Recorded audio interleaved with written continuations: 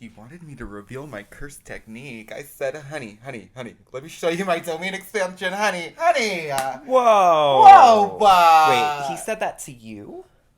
He said it to me, too. Oh, my God. Should we domain expand him? Ooh. Domain amplification. That is dope. Learning new things when you use your body as a domain. Da-ding, ding, ding. Ding, ding, ding. That's that.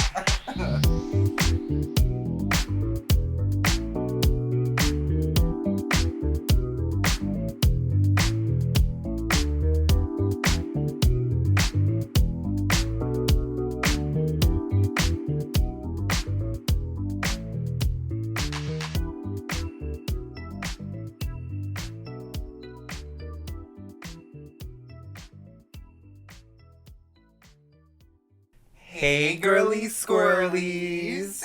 I'm Patrick. And I'm Anthony. And this is the Damsels in Distress podcast. Yes, it is. How are ya? How are you? We're good. We're great. We're good. We've been hanging out a lot. We've been hanging out a lot again. And I feel like we say that every week, but...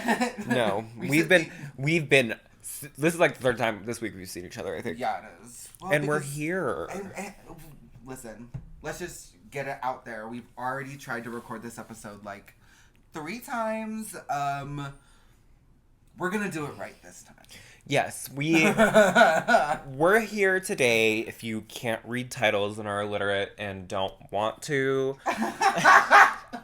we're here to talk about JJK. Jujutsu Kaisen. Jujutsu Kaisen for you people who don't understand acronyms. Sorcerer fight for people who need to have it translated to English. Yeah. There we go. Sorcerer fight. Thank you. But yes, we're talking about Jujutsu Kaisen, and we're here to go over it. This are we? Yes. Are we really? We're very excited because this is definitely one of our favorite anime and manga. Yes, this is the first manga that I'm actually reading. Yeah, and it's really great. It's a page turner. A page turner. A page turner for sure. And that's why I told you, once you get into it, you get into it. Yeah, no, and it's crazy because I didn't think I would like it that much. And here I am, enjoying... every step of the way. Every single thing about it. When I voice messaged him today, he was like, I just woke up, I'm going to read some chapters before you get here. So, it's being real. Yeah, no, it is real. And you know what? Listen, how do you say his name? Gege? He is fucking... making a mess, and I'm picking up the crumbs, honey. And I'm picking up the crumbs. It is so good. There's nothing you could do to make me love you less, girl. Yes. At his worst, he's still my best. And that's just that. We love to quote a lyric. We love to spoken word a lyric. But okay, before we get into the JJK review and everything about it, we're going to give you a little snip for next episode. Oh, yeah. We watched Drag Race Season 8. All Stars. All Stars 8. Yeah. There's been a lot of interesting... judging choices that we're going to get into next week, but that's all we're going to say. Yeah. It was... a lot of people shouldn't have went home that went home. Yeah. We've seen really 2 episodes already, and 2 people that should be... that went home are still there. Aren't there anymore. Here's the thing. I'm going to have to say something really quickly about it.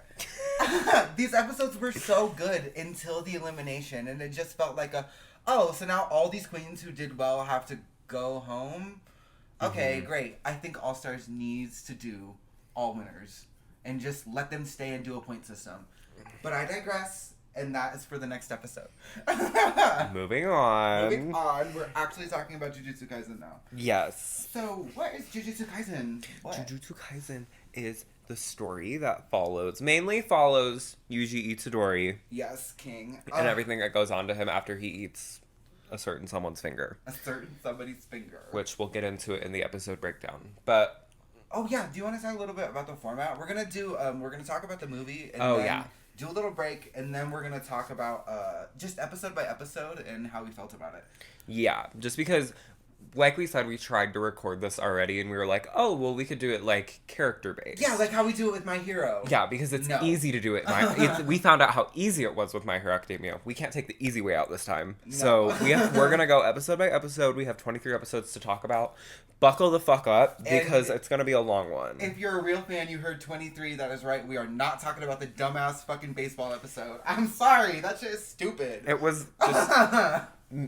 placed really badly, and just I didn't like it. Yeah, I didn't like it, and I skipped that chapter in JJK too. Yes, you did. Yes, you made us watch it the first time we watched it together, though, which was annoying as hell. Okay, but I needed it for the experience. I didn't even pay attention the first time we watched it, so we didn't watch it. Was that about the whole season? You meant the whole season. And the baseball episode. So we're first gonna just talk about really quickly our experience with Jujutsu Kaisen, because together we both just pretty much rewatched all of JJK together. Like all of it, actually. And we're making everybody watch Jujutsu Kaisen at this point. If you're gonna come and watch TV with us, we're watching Jujutsu Kaisen together. Yep, we got Skylar, we got Brandy, we got fucking Eric, who I thought was a different person. We got so many people watching this show. Melina's boyfriend, Sean. We have Tristan watching it.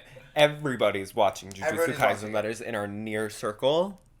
And that's how it's supposed to be. That's how it's supposed to be. We did the same thing with Willow Smith. When we love something, you're going to love it too, because we know it's good and we're going to show you how good it is. You're going to love it. And if you don't, well, then you're dead to me. You're dead to me. So, that's that on that. So... JJK experience is the experience, basically, is what we're trying to say here. It gives, it eats, every single episode is good, except the baseball episode. Sorry about it, but everything about it is good. Yeah. One of us here is caught up on the manga and is super active in the community. Like, I get the reaction, the spoiler videos, I'm watching them. I'm the first person to comment on them. Like, that is the actual truth. Like, there have been many times I'm the first person to comment on the spoiler videos. It's just, I love this series very much. Very passionate about it. You're very passionate about it. I'm getting there, but this has quickly became one of my favorite animes of all the animes I've ever watched. Mm-hmm. I will be probably caught up with the manga in the 2 weeks. 2 weeks tops. Yeah. 2 weeks tops. And then the chapter reviews are coming. First are the arc reviews. Yes. We'll do arc reviews as they go on. But... chapter reviews will be coming, and then probably by the time we get our camera and everything set up and ready to go, we're probably going to be doing episode reviews too. Yeah, for sure. I'm sorry, like this might as well just become the Damsels in JJK. The Damsels in Kaisen. The Damsels in Kaisen. The Damsels in Drag Race and Jujutsu. Yeah, because it's just too good not to be. Drag Race and Jujutsu Kaisen is where we're at. It's where we're at right now. Those are our current media obsessions, and we're media-focused people, and I think that's okay. Like, we find a lot of value in the things we love. But yeah. Anyways, let's get into JJK a little bit. Which we said 97 times. But no, I mean, we got into the experience, we got into the whatever, but now we're actually going to get into, like, the universe. The universe. What series are we entering? Yeah. So, do you want to start? So, yeah, let's start. So, what's cursed energy? You want to start before I get to me. Well, cursed energy comes from cursed energy, honey. It comes from sad events. Yeah. Such as, death, birth. Death, birth, the two things everyone goes through. Yes. No, so, like, cursed energy is basically, like, feelings turned in, like, negative feelings specifically turned into, like, monstrosity powers. Like, yes. And so all this cursed energy, it leaks out of people subtly. Not Jujutsu sorcerers specifically. This is important for the movie, but Jujutsu sorcerers do not leak it. But as, like, regular people are just going throughout their day feeling their negative emotions, these negative emotions turn into literal monsters. And they usually gather at places like schools, cemeteries, hospitals, stuff where, like, there's a lot of negative things happening. Yeah. So that's why most of the cursed missions that we'll talk about are happening at schools or hospitals or juvie centers. Yes, like jails. They happen at jails. Like with that fucking Billie Eilish fan was like, you need to be in prison because I said something about Billie Eilish. Anyways, sorry. I would have been there with them. That would have been my curse. Billie Eilish is my curse spirit. And that is the truth. That's the truth of the matter. No, and she's literally singing My Future. No. No. It was like when Trixie Mattel said she didn't want to be in the animatronic shark from Jaws in a pool. Oh my god. Like, that is your... that's her curse spirit. Yeah. Billie Eilish was mine. But yeah. Basically, within these curses, make the cursed spirits, and this is what the cursed sorcerer users are fighting against. Yeah, so sorcerers are people who use... So, when cursed energy... When humans learn how to, like, manipulate cursed energy, they can do a lot of things with it. They can do basic stuff, like reinforce their body and, like, heal themselves, but that's kind of hard for most people. Yes. They can also... manipulate it and use it against the cursed spirits. They can shoot their cursed energy and emit it at people. It really depends on the person because everybody manipulates their cursed energy just a little bit differently, and even the cursed spirits manipulate their cursed energy a little bit too. Yeah, which is the thing. The cursed spirits manipulate their cursed energy to fuck with people. Yeah, to like reinforce their bodies when they're fighting and shit like that. So it's just like a whole thing. And when we get really into it, the main power of this series is cursed techniques. Techniques are... They're engraved into a sorcerer's soul, and in this universe, the soul and the body are the same thing. But and that's important. No, don't say but. That is so important. It's super important, especially if you're past what we're gonna go over. Yeah. Yes, especially if we're past what we're gonna go over. But for now, it's not super important that you know the body and the soul are the same thing. But it's introduced this early on, like. Mm-hmm. In the first season, it's present. Like, the idea of it is present, but it's not, like, idolized. Yeah. Curse techniques, though, are superpowers. You can do anything from creating voodoo dolls that work or summoning Weebatazu. You know, all types of curse techniques. I knew you liked that one. So keeping it in. But, you know, basically...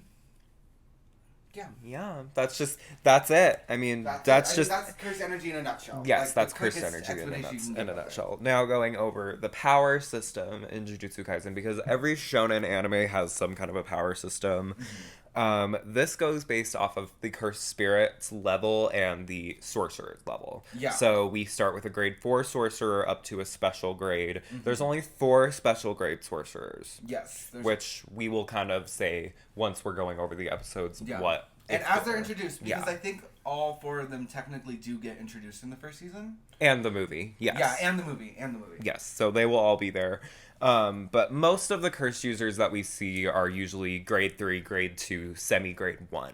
Those are the most common ones that we're seeing. Until you get into Shibuya Incident, and then you're seeing crazy, and then you're seeing crazy fucks going crazy in Shibuya. Honey, it goes hard, but that's not what we're here for. Cursed spirits also follow the same grade system of grade 4 through special grade. But here's the thing: a grade 1 sorcerer is meant to take on a level above. So any sorcerer is meant to take on a level above them. So a grade 2 sorcerer will kill grade 1 cursed spirits. So a grade 2 cursed spirit and a grade 2 sorcerer are not equals. So that means special grade sorcerers are next level because they don't even have a tier above them to be exercising. Right. No, they don't. So we will see what happens. We've already seen it, but we'll see what happens in the future. But yeah, no, that's basically the point system, the power system within JJK. There's not really anything else. The humans are just humans, useless. Yeah, other than that, people are just people. I mean, like, they're obviously superhuman because it's an anime, but aside from that, most regular people are just regular people. Also, nobody knows about cursed spirits or anything. Yes, nobody, because humans can't see cursed spirits. That's why they're, like, not really relevant, but they, they see, like, they're obviously fucked up by it, but, like, they don't see it because they can't see their cursed energy leaking out. They can't see anything like that, so. Yeah, they don't have enough ambient cursed energy in their body to even see a cursed spirit, which is the minimum requirement to be a Jujutsu sorcerer. Correct. Because you have to have enough just ambient cursed energy lingering around in you. Mm-hmm. So, that's basically the level power system here. with that being said, this show does take place in Japan. Yeah. Main two places where most of these characters are coming from is going to be Jujutsu High in Tokyo. Mm-hmm. That's where most of the main cast is the cool cast. That's where most of them are. Cast we love. The cast that we stan, honey. And then we have the Kyoto School, which has some cunty fucking characters. I will say that. A couple. There's a couple good ones, but there's also a lot of stinkers. A lot of stinkers. A lot of stinkers at the Kyoto School. No, there really is. No. But besides that, there are other characters that are not at these schools, but they're literally working at these schools. Yeah. Like, they either don't like the school and they're not part of it, but they're still working there. It's confusing. It's very confusing. Basically, like, these schools are the, like, center points of Jujutsu. Mm-hmm. Like, everything operates from these schools. The Jujutsu higher-ups are all involved in the school, except for the clan system. But, like, that's really not brought up much until past Shibuya incidents. Mm-hmm. So it's really, like... I mean, obviously, we should probably talk about the big three clans, too. Oh, yes, that's important. The only thing that's kind of exempt from these schools, and not really because all the students, there are a lot of students in these families going to these schools and, like, doing stuff, but the world outside of Jujutsu consists of these big family clans that are, like, just, they control everything. There's the Gojo clan, the Zenin clan, and the Kamo clan. And, like, they all have this crazy OP, super powerful curse technique that each one is, like, born with. Yeah, and, like, what really makes these families the most powerful is that they've just been around a while. Yes. They've really just been around a while, so they just have cred. Except for Gojo. Gojo's technique is insane. Yeah, Gojo is truly... That's the only thing. The Gojo family technique is ridiculous, so they would have a top spot no matter what. Gojo is the girl. Gojo is that girl, but we will get into that for sure. Mm-hmm. But yeah, this is basically, like, this is all kind of, like, background information, so you know the kind of universe we're going into. It's very fun. It's very fantastical. I mean, it gets dark, though. It's not... Obviously, the power system is fueled by negative emotion, so... And if you couldn't pick it up, it's the cursed... so it's the sorcerers fighting against the cursed spirits. Yeah. Just in case you didn't get that. Cursed users who are, like, people who aren't technically sorcerers but are still human who are, like, fighting with curses are called cursed users. Yeah. Which it's like, that's such a... They're just sorcerers. Yeah, but they don't want the title. They just don't want the title. But it's weird. Yeah, but it's okay. Anyways, let's get into... We're going to start with the movie, so let's get into JJK Zero. JJK Zero. So this is the prequel. It came out... The manga of it came out about a year before Jujutsu Kaisen's manga came out. And, like, this is what got everyone hyped for this series in the first place, was Jujutsu Kaisen 0. Right. Jujutsu Kaisen 0 kind of went hard. It went really hard, to be honest. I thought it was really good. Yeah, it's about this young boy. His name is Yuta Akotsu. Mm-hmm. Basically, kind of a spoiler, but whatever. It's told in the movie. And it's implied, like, the whole time. He's related to, like, he's a descendant of some really big-time sorcerer, and he had no idea. And his friend gets hit by a fucking car, and because he's the descendant of some random super strong sorcerer, he has a fuck ton of cursed energy, and him not wanting to witness his friend's death and accept his friend's death, took their friend's soul, and turned it into a super powerful cursed spirit. Like, ridiculously powerful. Which, in turn, causes Yuta to become a special grade sorcerer. A special grade sorcerer and up for execution. And this is where both stories start. But for Yuta Akotsu, he wakes up in this randomly weird candled out room, and he's like, Where am I? What's going on? Where am I? Yeah, and I'm lost. I think I'm lost. I don't know where I am. But and in comes our other king, special grade sorcerer, Gojo. Who is basically just putting him in the fucking interview cop room, like... Yeah, it's like this is a super advanced, you're interviewing for this private school, but if you fuck up and you say no, we're gonna have to kill you. But it's a really good private school. Basically is what he says. Like... Yeah, no, literally.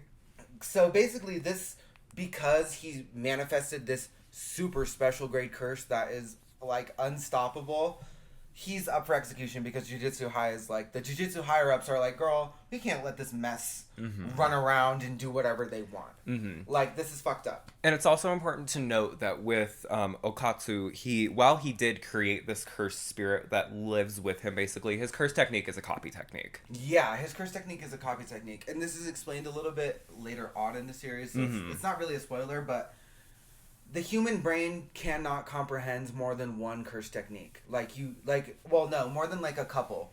So, Rika is so strong, which is the name of the girl that got killed. Sorry, we haven't named her yet. Yes. Rika, queen, love her.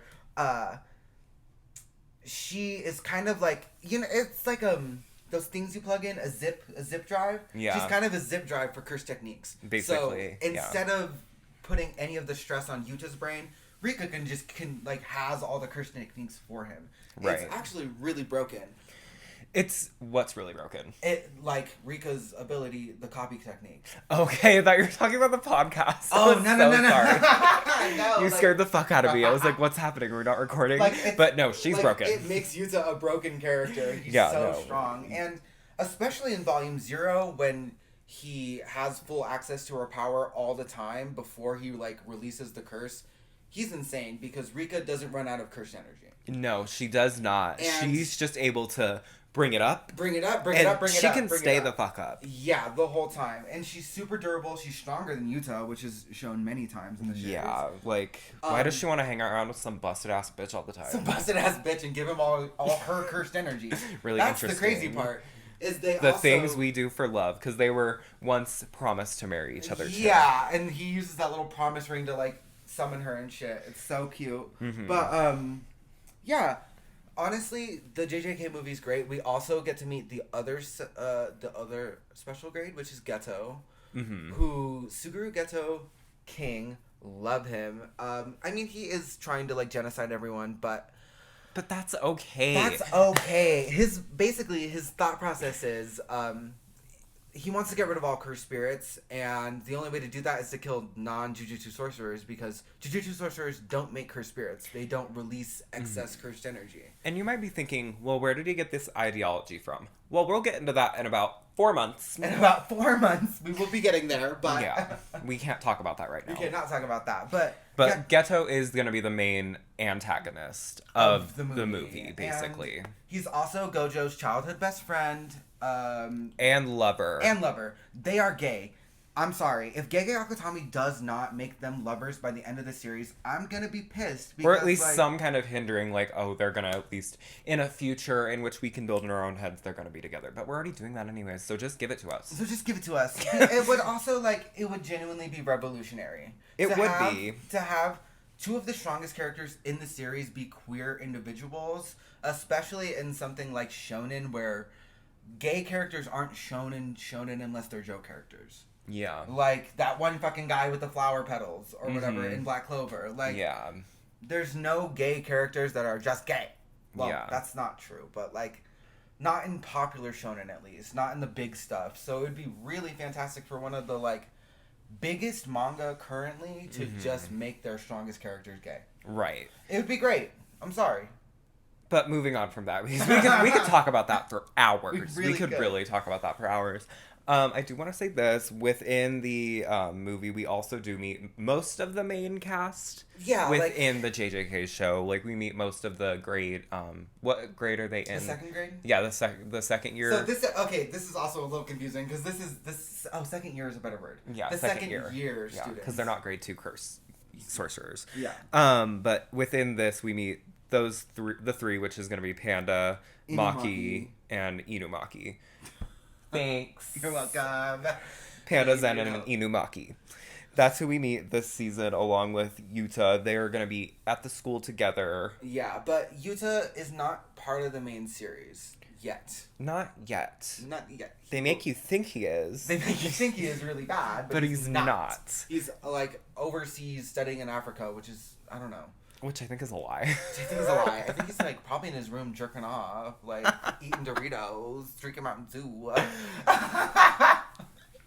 Goonin and baited. Goonin while the world's falling apart? Yeah. We do need to talk about Geto's curse technique because it's kind of important. He has curse spirit manipulation. Mm-hmm. This plays a really big part of the whole show. Pretty much. Everything in Jujutsu Kaisen 0 does impact the story because if Geto's fight with Yuta is the reason Geto dies, Geto being taken over, which... Spoiler! Geto getting taken over is a direct result of Gojo not killing him and Yuta killing him in the first place. Right. So, it's just everything here. Without Volume 0, Jujutsu Kaisen does not happen at all. Like, the plot just never goes It on. really lays the tone for what is to come in the distant future, because Season 1 lays even more groundwork. Yeah, that's the thing. That's the thing with Season 1, is it is going to be the most boring JJK season that we review or talk about, because it is just laying the groundwork. That is all it is doing. It's character introductions, it's laying the groundwork. Yep. Season 2 is going to be where the actual action happens. And what's crazy is Season 1 has so much action, but by the time we get to Season 2, you're going to be like, what the fuck? What the fuck was Season 1? Yeah, like Season 1 was shit. Was shit dog shit. And I mean, it's all important stuff, obviously, but... And the characters are cunty, everything's good, but it's just not gonna compare to what's to come. Yeah, it really isn't. Especially, like, once we get to Season 3, and then possibly Season 4, it's gonna be nutso bananas. Yeah. Nutso bananas, and I mean that. Mm-hmm. But, in conclusion, the JJK movie is literally about Yuta learning how to control Rika. In the end, he learns how to control. There's a big fight. There's a whole thing. We meet most of the characters, but we're going to go over them in the actual season because they're more important within the season. Yeah. I mean, Yuta goes on a mission with Maki, and he goes on a mission with Inumaki. They say, fuck you, Panda, for some reason. They really do. They really say, fuck you, Panda. But it's okay because he gets his moment in the show. Yeah, he does. He really does, and Yuta doesn't get shit. And then there's a big final fight, but Yuta doesn't get anything. Nothing. But one of the best fights in the series eventually. Yes. Anyways, what was I gonna say?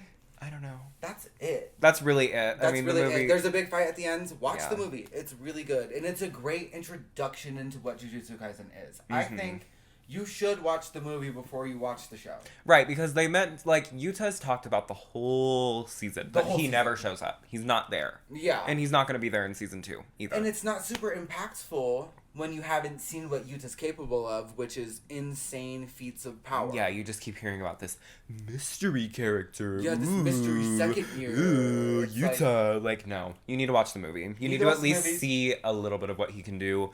So that you're hyped. When you're hyped for what's to come in probably Season 3. Yeah. Probably. And with that being said, I think it's time for a break. I think it is time for a break. This has been good. So far, we're doing great. So good. So good. We'll be back.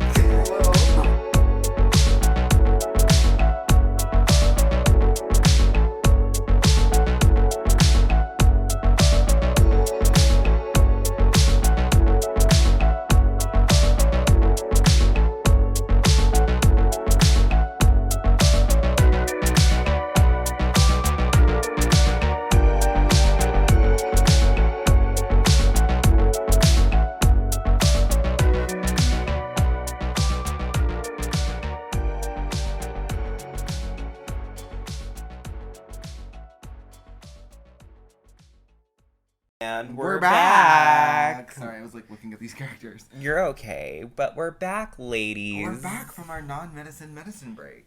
Well, we had medicinal medicine in there. We had a little bit. We took Robitussin.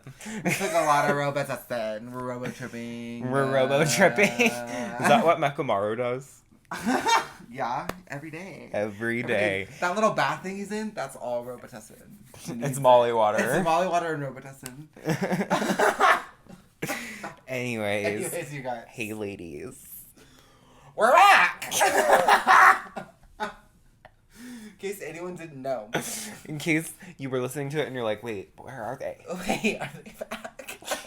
Are they back yet? Yes, we're back. We're here to talk about JJK episodes now. Yeah, we're getting into the episodes, so we're only gonna I guess we should have said this is only a first season review, but obviously only the first season has been animated. So how are we going to review the anime that's not animated? That's right, ladies. Use your head. That's the question. Use your head. So, where do we start off? Well, we start off with the first arc of the season and the show. Oh wait, we should have that little. This is the 1,000-year-old curse arc, right? Is that what it's called? I'm pretty sure. But anyways, I'll get that information pulled up here in just a second. But this is gonna start with our main protagonist. Sorry. I heard that A forming. I heard the A forming. Did you? I did. Our main protagonist, Yuji Itadori, which is, it's crazy because if you were listening before we left, it was basically, he's set up the same way Okatsu is, right in that same room, and Gojo's playing bad cop, good cop with him again in the interrogation room. That's what I've been looking for the last 20 minutes. The interrogation room. And he's like, well, this is what you did. This is what you did, girl. Let's do some non-linear storytelling. We're doing a flashback. And then we see why Yuji's up for execution. Yes, we do. But we start off the show just basically with Yuji just kind of chilling his regular high school life. But Yuji's not a normal person. No, he's like a literal fucking roided out demon god bitch. Like, what are you talking about? He's breaking records at track meets because people want him on the sports teams, and he's like, but I want to study, like, I want to be in the occult club. Like, we don't have to do anything here. Like, this is fun. I want to be in the occult club. I'm not going to throw balls. I'm not going to throw your balls. I'm not going to throw your big metal balls. Sorry, Mekamaru. You can't keep asking. Why do I keep dragging Mekamaru? We like him. We love Mek. We love Meki. But yeah, no. So he's breaking records, whole thing, doing the occult club, and this is what starts everything because they find this finger. They find the finger, and they're studying it because it's like, ooh, supernatural. We played with the Ouija board once. There's a mummified finger at our school. What's going on there? Yeah. So they take it, they unravel it, and it unleashes a curse on the two friends in the occult club. Yes, but a little bit before all this is happening, we also are introduced to our first sorcerer. Oh, yes, we are, which is going to be... Well, no. Oh, shit, no. Because we were introduced to Gojo, but that's fine. We already talked about him. But then we're introduced to our... Deuteragonist. We bought a zoo ass hoe. Megami Fushiguro. I love that. We bought a zoo asshole, Megami Fushiguro. Bitch, bars. But, what grade is he before he gets promoted?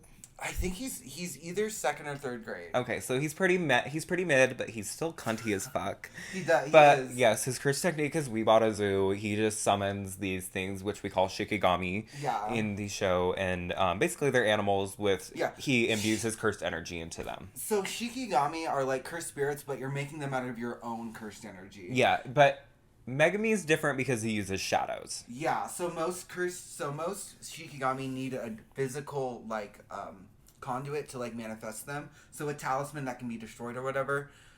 Megami Shikigami can be created whenever he wants because there's always shadows around him and they can't be destroyed by destroying the talisman. So his technique is better than most. Mm-hmm. And he's able to summon, when it comes to Shikigami, as one dies, the next one gets stronger. Yes. Or whichever one is still alive inherits the energy, basically. Mm-hmm. But he's always able to summon new ones, which we're finding out he gets new Shikigami as the show goes on, honey. He does. He gets some really cool Shikigami, actually. Cunty. So his curse technique is called the 10 Shadows. I don't know if we said that. Basically, he can summon 10 Shikigami. Yeah. There is one boss Shikigami, which I don't know if you've seen yet, but you are going to soon. I'm sure it's coming. It would only make sense to put that in Shibuya, but which is where I'm at right now. Anyways, with that being said, they find the finger, they unwrap it, they get the whole school infected with this curse, and basically what happened was, Basically. Not Megami's grandpa. Yuji's grandpa dies. Yeah, and Yuji's also going through it too because his grandpa's like dying, and then which sets the whole tone for Yuji's like origin story of like, I want to be a good person, like I need to help people. My grandpa didn't do jack shit for anybody, so I need to be better. And his grandpa tells him that. His grandpa's like, you either need to do that or you're going to hell with me, bitch. Yeah, those are the words he uses. No, he basically is like, and then death drops. This is not. And then death drops. He says, "You need to help people. You're a strong kid. Also, like, don't die like me. Like, don't die alone with nobody here. This place should be filled with, you know, family members and people who love me. But it's not. And plenty of flowers. But it isn't. And then his grandpa literally dies alone. Like after he tells him, "You're a strong kid. Help people," he dies. Yeah, he's done. He's dead. But in a way, it's good because it helps Yuji start everything. Yeah, it really does. Anyways. So, Megami meets Yuji at the hospital and is like, hey, I'm looking for a finger. I'm looking for curses exist. I'm looking for a finger. Do you know anything? And he's like, oh, we have that. It's in the occult club. We're going to open it tonight. Mm-hmm. And then he basically shits his pants. And he's like, tonight? Tonight? No. We have to get to the school now. That's a dangerous object. We should talk about what these fingers are. These fingers are dangerous. They're dangerous as fuck. Yes. They're the 20 fingers of Sukuna. Sukuna is the king of curses. He's going to be... There is a main antagonist as the show goes on, but he's the lingering antagonist because he is always in the background. At any point... Causing trouble. Can cause trouble. Yes. Causing trouble. And he does. And cause trouble he does. But with these 20 fingers... Once they're opened or, you know, something happens with them, which something is going to, the curses are going to be coming to these fingers because they want to eat it because it's going to get them stronger. Yeah. With that being said, Yuji and Megami make it back to the school. They find the two other friends who are opening up the finger. They release the curses and they're literally getting eaten and dying. Yep. After that, Megami is like fucking him up with the Shikigami. Yes. And this is when we first see what a Shikigami even is. He summons the demon dogs. Yeah, the devil dogs. Ooh! The devil dogs. They call them so many different things. They call them demon dogs, divine dogs, and something else. Yeah, something else. I don't care. Not devil dogs, but that's what I call them. That's my colloquialism. Yeah.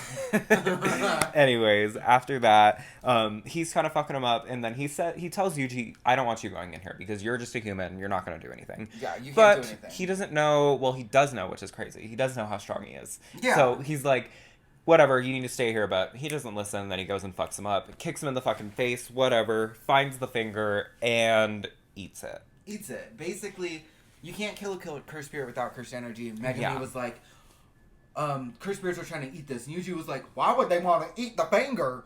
And it flashes back for a second, and this is like all flashback. Because it tastes so good. Because it tastes so good. But basically, Megami is like, they eat the finger so that they can gain cursed energy. And Yuji's that's a like, 1 in a million chance that it did happen to Yuji. Yeah, and Yuji was like, oh, so since curses can eat it, maybe I can too. Mm-hmm. Girl, 9 times out of 10, this person dies due to Sukuna's cursed energy just killing them. Right. Like, overwhelming and poisoning them. Because he's crazy. Because he's a psycho freak, bitch. Who the fuck would eat one of those fingers? But he's crazier. He gave his Maddie from Euphoria moment. He said, well, I'm crazier. Well, and I'm crazier. Ate the finger. And basically now is the vessel for Sukuna. Yes. Which is a good thing and a bad thing because Yuji now has cursed energy. But he now has the cursed energy of the king of curses. Yeah. Which is crazy. Not great. And this is why he's going to be executed. Yes, and that's why he's with Gojo now. Now, Gojo says, here's the thing, Girly Squirrelly. I can give you an alternative. Either you die right now with one finger inside of you, which is only 5%? Yeah, 5%. 5% of the Sukuna's power. Or, girl, we can wait until you got all 20 of the fingers, and then we'll kill you. And you can help us out finding the fingers. Either way, you're going to die and be executed. But this way you can at least live a little longer and do some good. And fuck with cursed energy, honey. And fuck with cursed energy. If I had the opportunity to fuck with cursed energy, I would. Would you? I would, absolutely. Exactly. Is it the first episode or the second episode where Gojo and Sukuna fight? That's second episode. So. Yeah, because remember Gojo meets up with them? Yeah. So that's going to be second episode. So basically the first episode ends with Sukuna incarnating and then being like, oh my god, there's so many women and children. I'm gonna kill them. Yes. And that's how it ends. And we're basically left on a kind of cliffhanger. And then episode 2 comes. Gojo comes to save the day. Basically, Megami, like, gave him a telepathy message. Because did he give him a call? I don't know. I think Megami was just taking a long-ass time. And Gojo was like, I'm going to go check up on this. Because you're looking for, like, a super powerful cursed object that is, like, likely to kill you. Because you're like a second-grade sorcerer. Yeah. And we're sending you to get special-grade cursed objects for some reason. Right. Whatever. Anyways, Gojo meets up and he's like, whoa, you're kind of cool. Like, you're kind of, like, how is this happening? You got a cool little new body now. Look at you. Cool little body, girl. Yeah, look at you. Look at you go, mama. I'm gonna, and, here's another thing, too. Yuji's able to control Sukuna, which is even more crazier. Yeah. Less of a chance. Yeah, even more. That's like a 1 in 1 billion chance, is that not only can he incarnate Sukuna and not die immediately, he can also suppress and control Sukuna. That's insane. Like, that is a power in and of itself. And it obviously is going to intrigue Gojo. So, at this point, we have Yuji, who is back to Yuji now. And he's like, well, can you summon him for 10 seconds? And he does that. And Gojo and him fight for a second. Gojo and Sukuna fight. And it's a good fight, honestly. Yeah. This is such a good way to, I don't know, introduce what the action in Jujutsu Kaisen can be like and what it's going to be, especially having the two tops of the verse in terms of Jujutsu sorcerers and cursed spirits fighting against each other right in the second episode. Honey. Girl, it's crazy. It's insane. Those are going to stunt on him. He's sitting on him. He's like, literally says to him, by the way, my student's watching, so I'm going to show off, girl.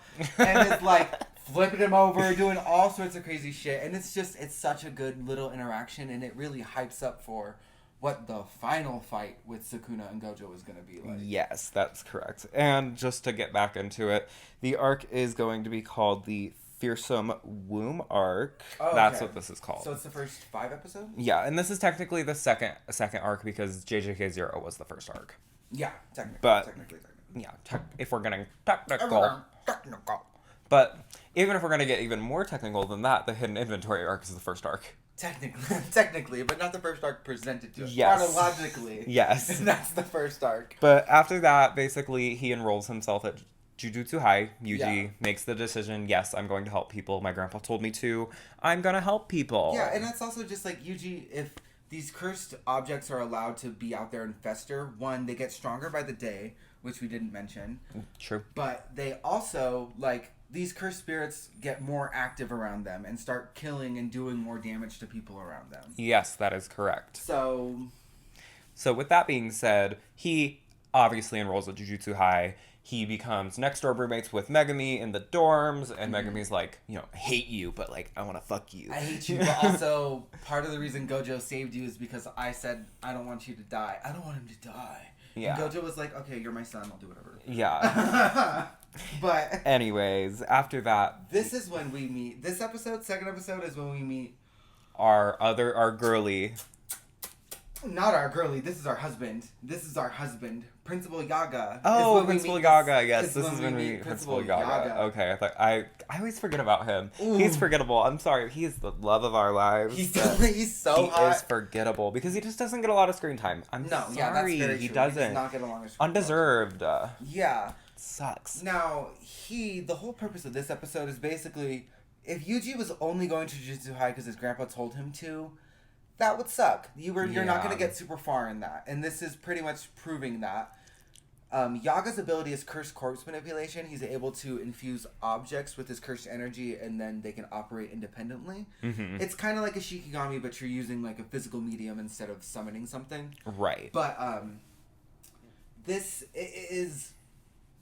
His curse technique is really cool. He also is the dad of one of the characters, Panda, but we'll get into how he's Panda's dad. Which will be in like Panda. 2 episodes. So. Once we're at Panda. Yeah. But this whole episode, basically, Yuji's fighting against these cursed corpses. Mm-hmm. And this whole time, Yaga is like lecturing his ass like, girl, do you want to be a Jujutsu sorcerer for yourself and so that you can help people and so that you can like, get stronger for yourself? Or are you just living out someone else's dream?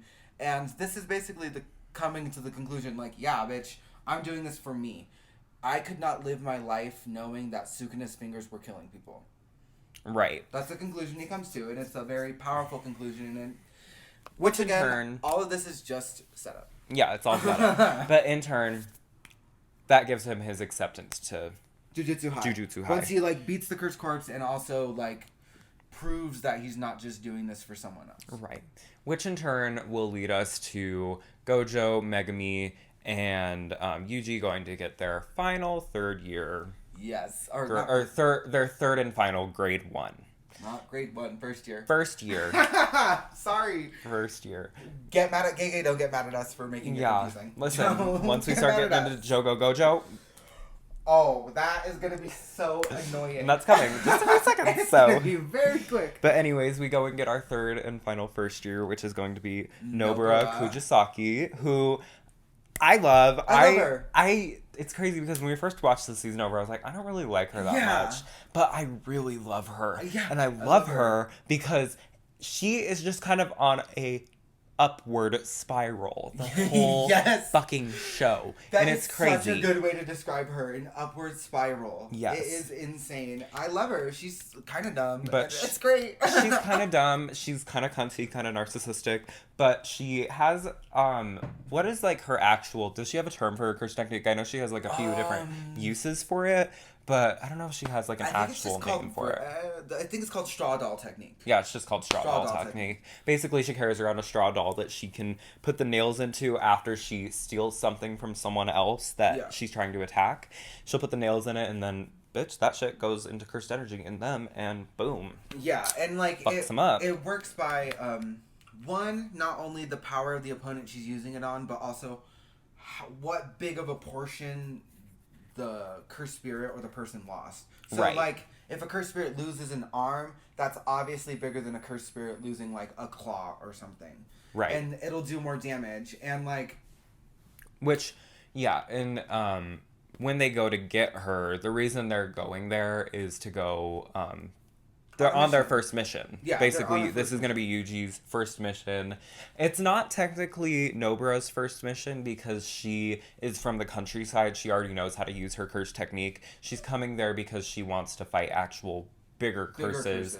And she kind of has like doesn't she have like a money stance in it too? She wants no. She just wants to get out of the countryside. Right? Yeah, that's not her. She's just like wants to escape. Yeah, that was her whole thing. Was I need to go to Tokyo, and this is the best way to do it as a curse sorcerer. Sorry. Mm-hmm. And like she obviously has experience exercising curses in the countryside, but the whole purpose of this training is curses in the city are different than curses in the countryside. Yeah, because there's more people in the city, which means there's going to be more cursed energy to manifest crazier curses. Yeah. Honestly, probably what Nobara was fighting was more of like fear-based curses, like, you know, fear of the woods. The woods? She was probably fighting like cursed squirrels or something. No, for real. Like actually. Something kind of like lame, like a fucking, what's a mountain lion? A mountain lion, yes. But no. So they're in their first mission. We're now probably this is probably like episode 3-ish, yeah. So, we're now at our first mission. Basically, they just know there's curses within this innate domain, which we did not even go over domains and domain expansion. We have not, but we will go over it in the next episode. Yes, we will. That's when it really gets introduced. Mm-hmm. I don't think this is an innate domain. No, they say it's an innate domain. Oh, I guess it is. Yeah, so it is an innate domain, but it's not fully built. That's what it is. No, I think you're thinking of the detention center. Because they just put a veil over this, like, school. Oh, that's correct. Yeah, they just put the veil over the building, basically. So we do need to talk about what a veil is. Basically, a veil, they're a type of barrier technique. Barriers are spaces infused with cursed energy. The veils, they act as, like, a cloaking mechanism. You can't see past them. Yeah. So, like, regular people aren't going to see these people fighting literal demons. You know what I mean? In this case, the building exploding. Well. Because they can't see it anyways. It's just the building exploding. Yeah. But, yeah, so they put the veil up, and then they find, it's just one cursed spirit there, right? Yeah, it's like, I think 1 or 2 cursed spirits. Yeah, but it's one that they're both, like, really fighting. Mm-hmm. And it's Yuji, and Nobara that go into the building.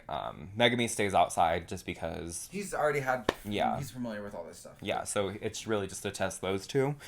So anyways, they say, let's split up. I'll start at the bottom, you start at the top. They find the curse. He has a child.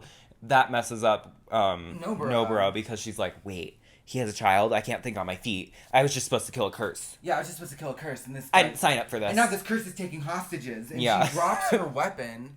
Like, girl, as you never kind of drop like your front. weapon for She a does it hostage. as like a front. I see why she did it, but I'm like, this is dumb. Why on earth would you do that? Well, because she had to get saved by Yuji. That's the thing. Right. Yuji out of nowhere pops up and is like, okay, punches through a fucking concrete wall. No, literally. Punches through a concrete wall and it's like, oh, I missed the cursed spirit. Wait. I missed. Yeah, no, literally. Anyways, then it was good enough distraction for them to get the hostage away. And then it was also able to show off the straw doll technique. Yeah, because Yuji's able to cut off an arm, and the cursed spirit obviously is like, bitch, I can't fight 2 of these people. I could barely fight one of them. I had to take a hostage. Yeah. And as he's running away, we get to see the resonance technique in action, which resonance is the name of when she actually, like, does the voodoo doll-esque bullshit. And it's cool as fuck. Her other cool technique is hairpin, which she infuses these nails with cursed energy, and then she hits them with a hammer at people. Yep. It's cool as fuck. Or she puts it in herself. But we'll get there. We'll get there. She's got a cool technique, and she's really fun. I love her. She just thinks on her feet. I think she's the most, like, Yuji gets, like, called, like, oh, he's hot-headed, he's blah, blah, blah, blah, blah. Nobara's hot-headed. Nobara's the one who's gonna stab a nail through her arm immediately. Yeah. With no, like, not even a half thought about it. Very real. Anyways, this curse obviously is defeated. Yeah, easy. And easily done and we defeated. move on, and we meet our main trio, and they're great. Honestly, I like all of them. Megumi's kind of the most boring one. Yeah. But he has the coolest curse technique, which is the annoying part. Yep. And then next we're on episode 4. Now, this is the trio's first mission. Yes. We got Yuji's first mission and Nobara's first mission in the city. This is the trio's first mission. And now, there's some context to this mission. They should not have gone on this mission. No. Like, 2 people, 1 person who can't even use cursed energy yet. Yuji still can't use cursed energy. Like, he doesn't even know how to use cursed energy. He has to use a cursed tool, which is an object infused with cursed energy. Which was stolen. Broken, remember? No, but it was stolen originally. Oh, yeah, which is stolen from Maki, but we'll find that out later. They basically get assigned to this mission to fight this cursed womb, or to, like... I don't even know what they're doing here, because... No, there's no, like, explanation, but this is the prison, right? Yeah, this is the prison thing. So this is where the prison is, but basically, they don't have a necessary, like, angle as to what they're doing there. They're just going there to investigate because people are dying. Yeah. Anyways, what the main point of it is there's a mother, and she's like, where's my son? What's going on? Like, he's in jail. He's a bad guy, but I'm worried. Yeah. Anyways, we find out that guy is fucking dead because of this fucking cursed womb. And this cursed womb is also holding one of Sukuna's fingers. Yeah, it's a finger bearer. So yes, he is a finger bearer. Are like, they're like pre-evolutions to special grade. If you can kill the cursed womb, you're good. Yeah, but if you let that thing build, manifest. So I think the whole reason they're there is because a massive innate domain was cast over this, like, prison. And they need to figure out why. An innate domain is basically you pushing all of your cursed energy out and, like, filling a space with your cursed energy. It's kind of like a mind palace sort of deal. You project your mental reality into the real world. Innate domains are the precursor to what a domain expansion is, which we will get into when it happens. Yes. Which is this episode. Basically, they're here to fight this cursed womb and to exorcise it, but the higher-ups know they should not be sending a group of 3 fucking first-year students, none of them who are even grade 1.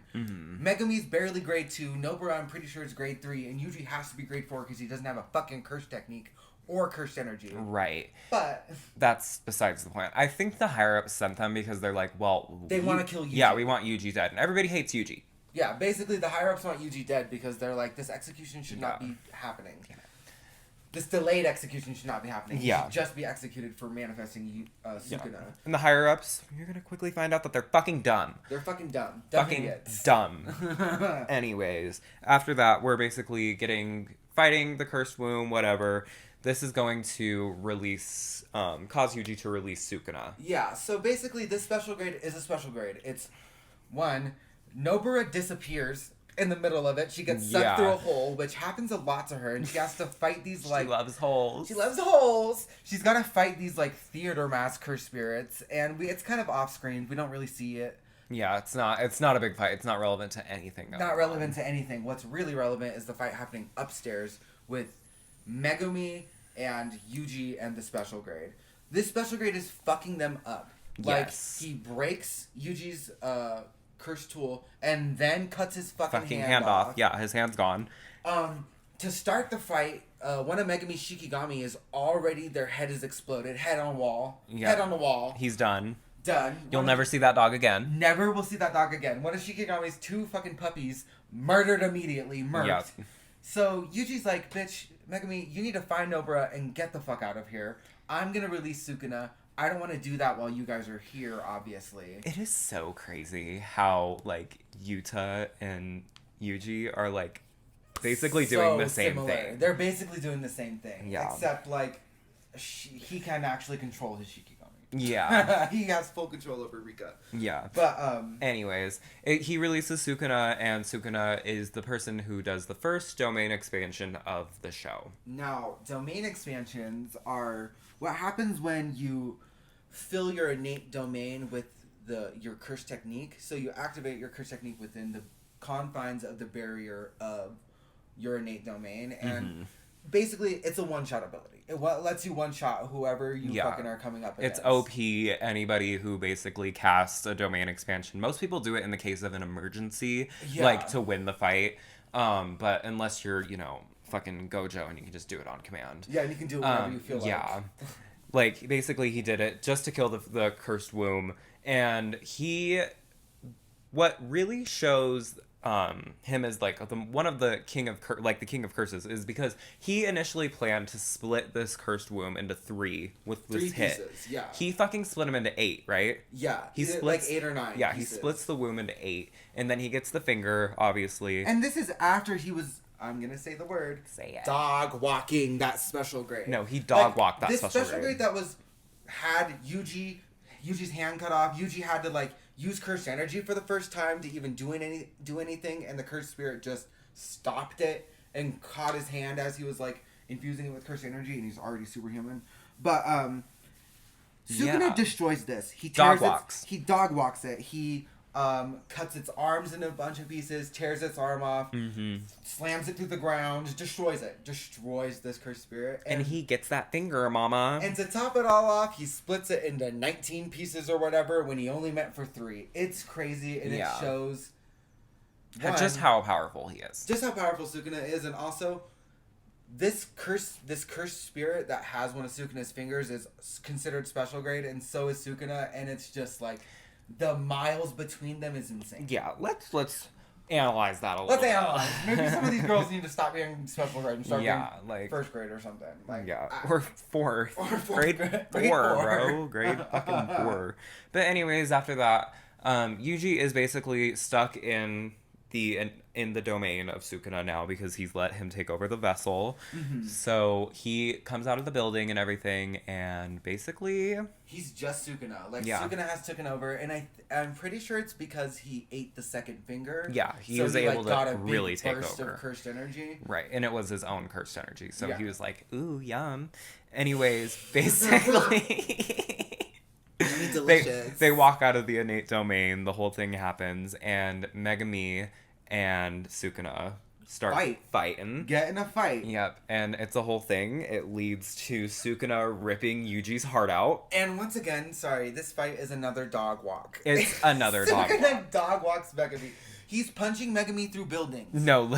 Like, entire buildings. And what's crazy is, like, there's no veil up. So, I'm like, there's people just working, and they're like, what the fuck? What the fuck? And Sukuna destroys one of Megumi's Shikigami, which is the big old snake. And it's like 2 in 1 episode. God damn. He's losing, mama. God damn. But he just fucks Megumi up, and it's so crazy. And then he basically holds Yuji hostage and is like, I can live without the heart because I got cursed energy pumping through my veins. Yeah. Yuji can't. I'm taking this boy hostage. And they fight, and Yuji takes over with his heart still out of his chest and fucking dies. Yep, and then he dies at the last minute. He's dead. Yuji is dead, guys. Psych! Because next episode opens up with they're within Sukuna's innate domain. And Yuji's like, they start fighting. They start fighting in the domain, which is kind of crazy. Super fun. A little crazy. And then they're basically negotiating terms as to, like, let Yuji, I want to come back. Yuji's like, you regrow my heart now, and let me live. Yeah, and then they make the deal. They make a, what do we call it? A binding vow. So basically. Binding vows are like contracts infused with jujutsu. If you break one, you're fucked. Mm-hmm. Yes, that is correct. And when all of this is happening, we are still following what's going on with Megumi and Nobara. Mm-hmm. They're in mourning. They're, like, sad. They're like, we just lost our classmate. What the fuck? It's been one day, but we lost our classmate. What the fuck? Here comes the second year. And then here comes our second years, except for Okatsu, because he's in Africa. Or whatever. Because he's literally in his room jerking off. Literally. Anyways, we run into Maki and Panda. And Inumaki. And Maki's literally like, you guys look like you just saw a ghost. And their friend just died. Yeah. So, it's a little insensitive, but... Mm-hmm. But anyways, we meet Maki, who's a cursed tool user. She has no cursed energy in her. Not true. She has a little cursed energy. Like a tiny, she has teeny drop, but none. But functionally none. She can't even see cursed spirits. She has to wear glasses to see them, and she is a cursed tool user. She uses swords and such, and fucking naginatas and everything to just fuck curses up. She's I love her the most, but her family, because she is part of one of the big three, like we talked about, she's part of the Zenin family, she will not be able to be promoted because she is not seen as useful because she has no cursed energy. Yeah, like, she's and they not basically, being used. Like, her whole life she was treated horribly because she had no cursed energy. Well, and here's the thing. She has what's called the heavenly restriction. So, in exchange for having zero cursed energy, her body is superhuman, which you would think is the same thing for Yuji. It's not. It's weird. And we'll get into why she has that here in just a second, because we're going to meet her sister here in the next episode. Yeah, so that's when we'll really get into the effects of heavenly restriction. Yeah. But next, we meet Inumaki, which he is a cursed speech user. He was part of Yuta. He did a big mission with Yuta and JJK0. Yeah. Basically, he only speaks in tongues. He only speaks in tongues. Which are rice bowls. Yeah, he speaks in rice bowl ingredients.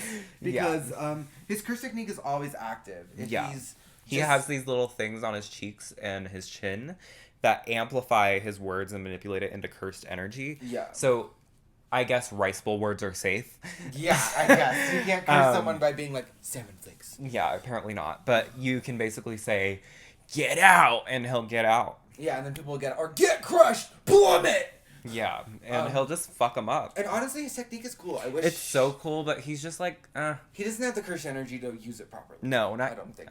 I hope he can have it one day. We saw Yuta, when he used it, he fucked up all of those, like, 4th grade. I know, he got the megaphone. He said, die, girl! Anyways, who else do we meet? We meet Panda, who is... Cursed technique is Panda. He's a panda. Yeah, he is a panda who was made by Principal Yaga as a mutation from a cursed corpse. Yeah. And that is basically Yaga's baby, bro. Basically, he's like a big old stuffed panda that grew up. That's exactly what he is. The dolls that came to life. But yeah, no, he was trained by Yaga. There's a cute little flashback of them fighting together. Yeah. Anyways, yeah, and he does, basically, as far as we know right now, he's just a panda with cursed energy. You'll see how cunt he is later as we get into our exchange event arc. Yeah, because he is a panda, but he's also... something else. Just a panda. He's much more. Much more than a panda. Yes. He's also a gorilla. Mm-hmm. But yes, they come and meet and they're like, they're in mourning. Why would you say that? And they're like, why didn't anyone tell me? And they invite them to compete in the exchange event, which is going to be against the other school, which we talked about earlier, is the Kyoto school. Mm-hmm. They're going to compete against that, and that's coming up. So they're like, well, our friend just died. We need to, like, get out of this rut. Yeah. So we'll start training for that. And then they start training for it. We need to get stronger so no one ever dies again. Right, basically. Or whatever the fuck Nobara said.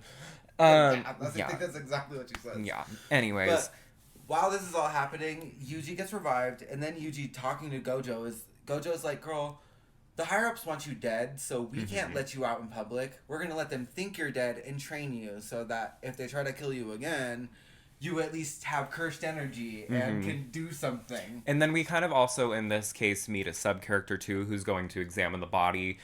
We meet Ayuri, and she is kind of cool. She's just not really used that much this season. No, not at all. Like, she'll be used a lot more later on. Yeah. She's basically Cuntarella. the JJK healer. Yeah, she is basically. She's the nurse's office. She's the nurse. She's the school nurse. Yeah. You need the school nurse. Melanie wrote nurse's office about her. Anyway. Need the school nurse in the coroner's office, please. Yes. Could you report to the school nurse in the coroner's office? Thank you.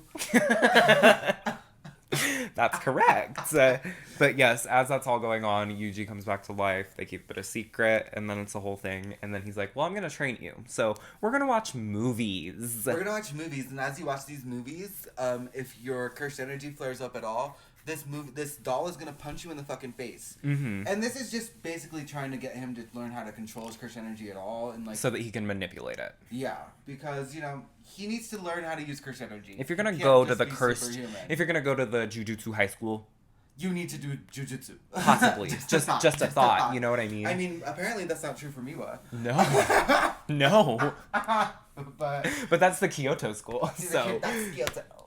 Anyways, there's room for everyone. Let's just say that in Kyoto. You girls look good. You girls look good. Well, I ain't quite cough like a man, but anyways. You can't start quoting Drag Race. Yeah, no, we can't. But yeah, no, he's gonna start watching movies, doing the whole thing, and we're gonna go into another little subplot here where we meet the antagonist again. Geto is back. We see him, and he is with two special grade cursed spirits, Jogo and Hanami. Now, these are disaster curses. Yes, so they are. Curses they're basically manifested by people's fears of like natural disasters. So like volcanoes is one of them. Jogo. I'm already doing it. Jogo is a volcano cursed spirit, basically. Yeah. And Gege, we hate you because why the fuck did you name your main character Gojo? And then one of the fucking villains, important fucking cursed spirits, Jogo. And then make them fight each other. What the fuck is going on there? Anyways, they're doing they're three girlies who brunch, Geto, Hanami, and fucking Jogo. Jogo, come on. I can do it. Yes, you can. Anyways, they're three girlies who lunch, and they're like, ooh, Jogo's like, how many fingers powerful am I of Sukuna? Because basically, we're measuring her spirits by the King of Curses, which is appropriate. That's appropriate. It's absolutely appropriate. That is appropriate. Anyways, Geto says maybe 4, maybe 5. Yeah. On a good day. 6 if I'm being really generous. Yeah. And Hanami doesn't really speak. He's just there. Yeah. Well, at this point, you can't hear him speak because everything he says is in tongues. Is in tongues as well. He also talks in tongues. Hanami is like a cursed spirit. That's people's fear of nature. So, like... But I think he's more a manifestation of, like, fear of global warming, because that seems to be his whole thing, is he wants to save nature and like he wants to fight people with nature. So I think he's more a fear of global warming. I would say so too. But anyways, he's like, Geto's like, you don't want to fight Gojo. You don't want to fight Gojo. Go. Hey. Jogo, you don't want to fight Gojo. Like, you don't want to do that. Not in the cards. And he's like, but I want to. And Geto's like, well, I don't like to argue, so go ahead. And give it your best shot. This is also... Before Jogo gets up there and gives it his best shot. But this is also where they establish the whole plot for the Shibuya incident. They're literally like, the way we win and take over and kill pretty much everyone is getting rid of Gojo. Is getting rid of Gojo and getting Sukuna on our side. Those are our two main goals. That's all we have to do. And basically, humanity will be wiped out. And humanity will be wiped out as long as we can do. At least in Japan, it doesn't seem like they have many plans to go outside of Japan. Go worldwide. Yeah, necessarily. It's okay. Not yet, it would seem. Yeah. But they're this is just once again a lot of setup. This is all setup. One cool thing that happens is Jogo does like explode everyone in the building. Dies of spontaneous human combustion because of him. Yes, Jogo is so fucking crazy. He's really strong, actually. Yep. And then as that's going on, he's gonna go Gojo's gonna go ahead and go meet with the higher ups. Yeah. For a little meet and greet lunch dinner. Yeah. It's at night. Dinner. Yeah, a little business dinner. Like what we just had. Yes. And basically, he's like, stop. When he's in the car. Yeah, he's like, stop. Wait.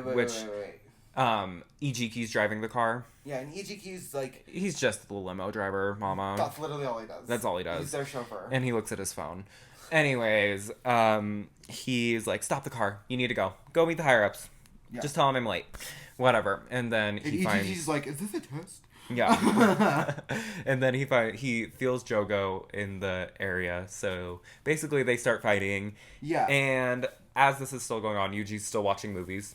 So basically Jogo's an idiot because Jogo hears Geto say, dude, you cannot do this. Yeah. It's not happening. And immediately after that, it's like, I should go do the opposite of what Geto told me to do and fight. It's not like Geto's known Gojo his whole life or whatever. It's not like Geto has an intimate knowledge of every single thing, probably a real intimate knowledge of Gojo.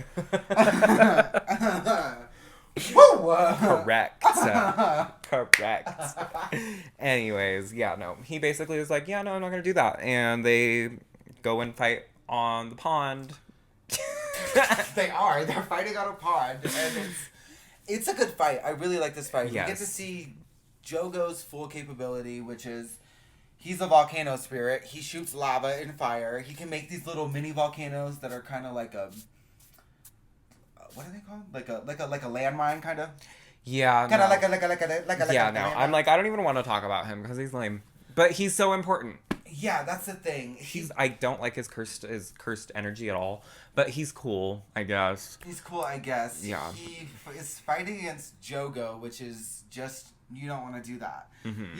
You don't want to be that person. Mm-hmm. I love when Jogo fights against Jogo. It's Gojo.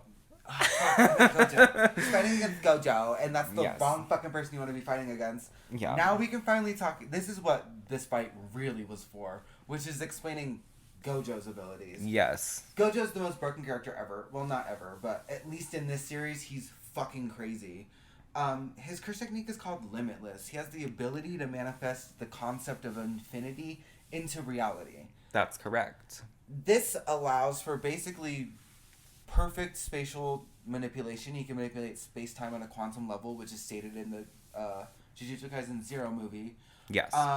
He has this ability called Limitless Neutral, which means you cannot touch him. Yeah. It's like as you're moving closer to him, like time is slowing down. Yeah. Everything is slowing down. Like you're technically still moving, but you're moving at such a slow rate that you can't even see it. Yeah, that you'll never even touch him. Yep. And like it's the math concept of like how like a graph can infinitely approach a point but never touch it. Right. That's what he's manifesting into real life. The closer you get, the more space is separated and just gets smaller and smaller and smaller. Mm-hmm. It's ridiculous. You can't touch him, and it's constantly active, and he never turns it off. And with that technique, he also has the 6 eyes. Yes. Which we've only, so far I've only seen 3 of them. Red, blue, and purple. Yeah. And they're based off of color. So you only see purple because he combines them. Okay, so the 6 eyes are, they're not a curse technique. They're like a genetic manipulation, sort of how... yeah, it's just something he's born with. Gojo seals, they allow him to, 1, see curse energy, which is why he's constantly wearing glasses or a blindfold. Mm-hmm. 2, he can also... They allow for curse energy efficiency to the point where he doesn't use any curse energy when he uses his abilities. Right. He has 3 other abilities, which are Limitless Blue, which allows you to pull stuff towards him, Limitless Red, which allows you to push stuff away, and Limitless Purple, which Hollow Purple is crazy. Basically, it's overlapping these 2 contradictory concepts, which allows for a paradox in space that destroys anything it touches. Mm-hmm. It doesn't just like cut something in half or crush something or grind it up or whatever. It erases the matter in it.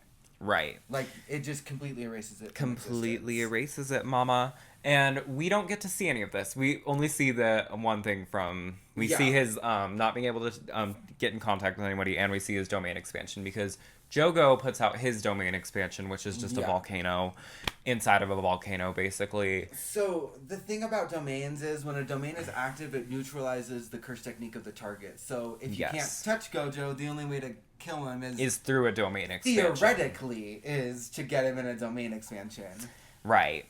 But with that being said, Gojo is what? And right before this domain clash, Gojo literally in the middle of a fight just teleports back to Yuji and is like, "Hey, you're done watching movies. Yeah, how's it going? You're gonna watch a movie and laugh real quickly." Yeah. And then he brings Yuji, and then he's like, they do the domain expansion, Jogo's domain expansion, and then we see Gojo's domain expansion. Did it. You did it. And the only reason we get to see Gojo's domain expansion is because his is more powerful, and he took over the domain with his limitless domain. So basically, in a clash of domains, the best thing you can do is pull out your own domain, girl! And hope for the best. And, I mean, obviously, Gojo's is going to be the best, but within his domain, basically, anybody who is being affected by that is able to see everything, everywhere, all at once. Yep! And that is... It's going to be a mindfuck. You're going to get an epilepsy, a seizure, and a stroke, and you're going to get everything. You can't move, you can't talk, you can't do anything. Nothing. Yeah, you're done. You're and your curse technique is neutralized because you're in the bounds of a domain. Yep, and you're, like, seeing everything. You don't have time to think about manipulating your cursed energy. No, and basically, fucking Gojo literally rips Jogo's head off. Yep, and he's like... his ass up, and he's so lucky he got saved by Hanami. Hanami out of nowhere... throws out a curse technique which neutralizes people's aggression so that they got distracted. Pretty flowers. And then saves Jogo for no reason. And it's like, you could let him die. You could have. He would have been fine, Mama. You guys would have been fine. Yep, ghetto. Yes. He'll be good. Yes. Yes. Anyways, after that, we get to meet our next antagonist because Jogo gets brought back into their... What would you even call that? Is that they got like a hideout. Their hideout, which is on the beach, Mama. Oh, yeah, that's within the bounds of a domain. Yeah, that's in the bounds of a domain. That's correct. Someone's innate domain. Yeah. I was going to say innate domain, but I just wanted to confirm that. But yeah, and then we meet our next little... fucking cursed villain, which is Patchface, also known as... Mahito. Mahito's crazy. Yes. And Mahito's a little psycho freak. I don't fucking like him. You don't love Mahito. He's My Hero Academia's author's favorite character. Delusions. Delusions. How can you... It's so funny because I can't even start there. Shigaraki has a better ability, objectively. Literally. And they're basically the same character. Yeah, they're super similar. But Mahito is a curse born of people's fears of each other instead of being like a fear of the nature. He was birthed through a crack in a wall. Basically, this kid Junpei who was getting fucking bullied as fuck by a bunch of kids, whatever. Classic loser story. He's just a nerd. Like... I would have been bullying him too. He's at a movie theater, and the fucking bullies, he's at a movie theater with his bullies, they're like sitting in front of him, and they're talking loud as fuck. And it's kind of implied that his hatred for them is what, not obviously completely creates this cursed spirit, but it's definitely the like jump start that this curse needed to be born. That's correct. Mahito manifests. Junpei's the only one that can see him, and Mahito's ability is called Idol Transfiguration. Now, if you were paying attention, yes, the body and the soul are the same thing. That is correct. Now explain why that matters.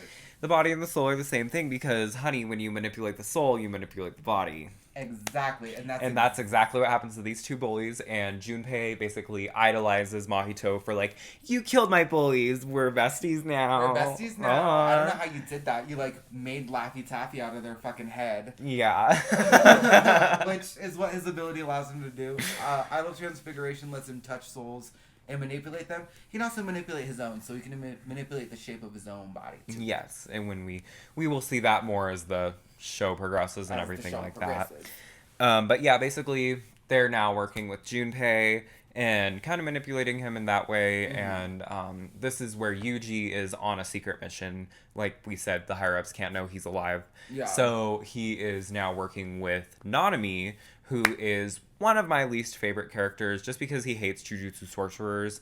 Even though he is a Jujutsu sorcerer, he hates himself. He's just boring. Yeah, he's just kind of boring. He's boring, and his curse technique is not that cool. I mean, he's the PI of sorcerers, basically. Yes, he's a PI. Literally, he's a PI. He's like a extracurricular asset or whatever. Yeah. Anyways, they're following this whole thing, and they're like, we need to figure out how we're going to take down Mahito. We learn about, what his kind of curse technique is. I just don't really like his curse technique. Nanami uses is it 7 to 3 or 7 to 4? It's 7 to 3. It's 7 to 3. He basically can create a weak point on anyone's body using the 7 to 3 scale. Doesn't make sense in my mind. I think doesn't make sense, and he uses like a blunted weapon to be like, oh, look at how cool my technique is. Use a sharp weapon so it's even better. You stupid fucking idiot. Yeah, like you're just intentionally holding yourself back. Yeah, and that's also another thing he does. Self-destruction, honey. Basically, whenever he's working, he reduces his curse technique output, his cursed energy output, and once he goes into quote-unquote overtime, he gets all that cursed energy that he, like, for 8 hours was holding back in this moment of overtime, but even then... It's not that great. He doesn't scale that high. No. He's just not that strong. Is he, like, he's great... He's grade 1. He's grade 1. Is he semi-grade 1? No, he's grade 1. Okay. He's full grade 1, but it's just, like, it's not great. It's not great. I'll be so real. He doesn't have that strong of an ability, and himself is not that strong. Yeah, it's not that great. They're following this case, and just as a sidebar, the whole time while they're following this case, Megumi and Nobara are chilling and getting stronger for the Goodwill event, but we don't really see much of it. Yeah, they're just we're focused on Yuji right now. Anyways, we're doing the whole thing. When it comes to Junpei, basically Yuji kind of befriends him. Yeah, so they see Junpei running out of the fucking movie theater after, like, these people's heads got turned to Laffy Taffy, so obviously he's running. Yeah. But so they want to question him, and, like, they do a little test. They send a cursed spirit at him to see if he can, like, notice it, and if he exercises it, then that means he's most likely the person who, like, fucked up all these people. Yeah. Whatever. It's a little complicated, whatever. Yuji obviously makes friends with him because Yuji's like a fucking ball of sunshine. Yeah. And it's like, hey, hi. And Junpei's like, oh, a Jujutsu sorcerer. I'm not supposed to like you. I'm not supposed to like you. But then they start bonding over movies. They're like, Human Centipede 3 or whatever. They use something different. You got me gagged. You got me gagged. It's called, like, Human Worm or something, but, Yeah, no. Anyways, whatever. They're, like, bonding over movies. They're having dinner with his drunk mom. And his drunk mom's kind of trying to fuck Yuji. Yeah, no. And she's, like, actively trying to have sex with Yuji, and I don't understand why. I understand why. I understand why when he's incarnated. Yeah. When Sukuna's incarnated. When Sukuna's present. Anyways. But, yeah, no. It's a whole thing, and... What Mahito does is they have a finger, apparently. Where did they get that finger from? I don't fucking know. They pulled it out of their ass, apparently. And they had one of Sukuna's fingers. They left it there, spawned a curse, killed the mom, and Junpei is, like, fucked up over that. Yeah, and he thinks it's one of his bullies. And he's like, fuck you. So he goes on a school shooter plan. He pulls off his school shooter plan. His curse technique is the ability to transfer his cursed energy into poison. He then uses a Shikigami as a conduit for this poison. It's convoluted for no reason. I don't know why he does that. He should just use poison. Yeah, and the only person who's really able to stop him is Yuji, because Yuji can't absorb poison because of a few reasons, but the biggest is 2 souls, right? No, the biggest is because Sukuna's in him. Oh, right, because Sukuna's in him. Okay. Sukuna can't get touched by poison, but that also leads into the fight with Mahito, because Mahito manipulates Junpei. Yeah, Mahito manipulates Junpei. Fucks him up, and Yuji's pissed. So Yuji's thinking, like, oh... This kid obviously has some latent curse technique ability because he was exposed to it. He's about to join Jujutsu High with us, like, and we get a whole, like, little, like, montage of them, like, at Jujutsu High together or whatever. Of what could have been. Just for Mahito to. Oh wait, we didn't even talk about Mahito's domain though. Oh well, no, because that doesn't happen yet. We'll get there. I think we'll get there, but that hasn't happened yet. That hasn't happened yet. Okay, that'll happen after. But anyways, we have the Yuji and Mahito fight. This is a stacked fight again, and with the odds in favor of Yuji because he has 2 souls, and Mahito can't manipulate 2 souls at once. Yes, he has Sukuna and Yuji inside of him, so he now is fucked basically. Also, anyone who has an awareness of their soul immediately can't be targeted by Idol's transfiguration. Exactly. And because there's 2 souls in one body, Yuji knows inherently the shape of his soul. Right. So he's unaffected by Idol transfiguration, and also most people cannot hurt Mahito because they can't damage his soul directly. Yuji can because he's aware of the contours of his soul. Right. Yuji has a lot of plot armor against him. He really does so much plot armor. And with that, within this fight, Mahito's like, ooh, I'm gonna get Sukuna. Yeah, I'm gonna get him. Ooh. And he doesn't. He touches Sukuna, and he's like, what the fuck are you doing? Yeah, he touches Sukuna's soul for a half second, and Sukuna pulls him into his innate domain and says, don't ever do that again, and cuts him in half. And then fucking, because he's able to manipulate himself, he's able to grow himself back. Yeah. And, then basically Mahito runs away. Mahito's like, I'm not doing this anymore. I got my school shooter plan off. Yeah. I convinced this kid to be a school shooter with cursed energy, and we're good. We're good! But anyways, the fight then leads back to Mahito and Nanami. And Nanami is, like, kind of dog-walking him a little bit. Yeah, like, a little bit. Just a little bit, to the point where he has to use his domain expansion, Mahito's domain expansion. Here's what happens, because then, so Nanami tries to do this fight alone, and he's holding his own. He's fighting against Mahito, okay. Obviously, he can't damage him directly, but one win condition against Mahito is if you just beat the shit out of him until he doesn't have any more cursed energy left. And that's what Nanami is doing. Dog walking. Dog walking a little bit. And once Yuji shows up, because Yuji's like, you were trying to do this fucking fight alone without me, then they start jumping Mahito. And this is when Mahito almost dies. And the brink of death is like the perfect place for a sorcerer. This is when you're getting your biggest power up, because obviously death is the biggest negative thing you can do. You know? And in order to, like, you get a massive surge of curse energy, and he domain expands for the first time. His domain basically puts you in the palm of his hand, and if he one touches you, he can manipulate your soul and kill you. Correct. So, it's an auto-win domain. Not for Yuji. Yuji breaks through the barrier of the domain, hops right in, and because Mahito's touching Sukuna's soul again, girl. Sukuna's mad. Sukuna's pissed. Sukuna says, listen, fool.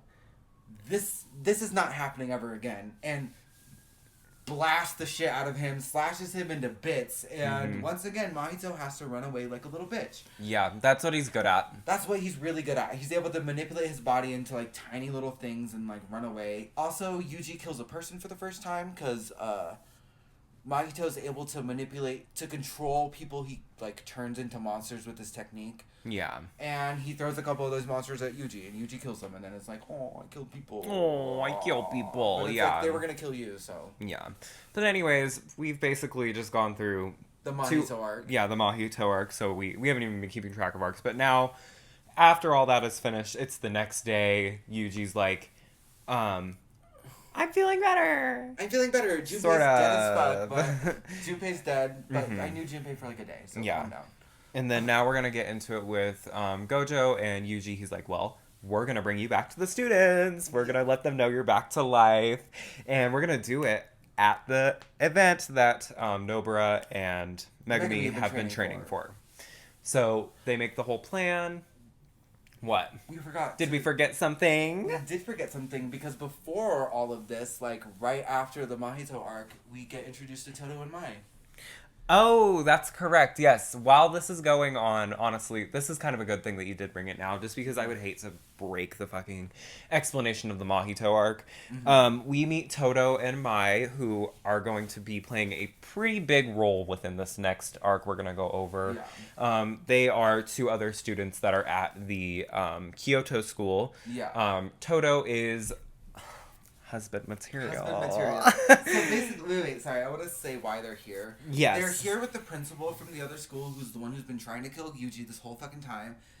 And they're just basically meeting to talk details, like, about the Kyoto school. And Mai and Todo were like, I want to go fuck with the Tokyo students, basically, is what they said. I want to get in their fucking heads. I want to get in their fucking heads. Yeah. But anyways, yeah, so they're meeting up with Nobara and Megumi, who are basically, they're just talking shit, whatever, it's a whole little thing. Yeah. And we meet, I already said we met Todo, but he asks his $1 million question to Megumi, what kind of girls do you like? Because basically that's how he judges you. Yeah. Because if you are if you give a boring answer, he doesn't like you and he wants to fuck you up. He has issues. He thinks the best way to judge a person is if they have a type at all. He doesn't care what the type itself is, actually. Yeah. Just as long as you don't say something like, I just care about their personality, which is exactly what Megami says. Yeah. So that causes a whole fight. There's a whole thing. They get in a fight, and I mean, it's an okay fight. Like, it's just more of a skirmish than anything. Right. And for some reason, Mai dog walks Nobara. She beats the shit out of her, and I don't know how Mai, of all fucking people, did that. Right. And Mai, we didn't even really talk about her yet. Mai is the twin sister of Maki, who, here's the difference, and here's where Heavenly Restriction comes. She has cursed energy. Yes. She has cursed energy. She makes bullets. She just can't use as much of it. Here's the thing. Yeah. When twins are born in Jujutsu High, their That's bodies... bad. Yeah.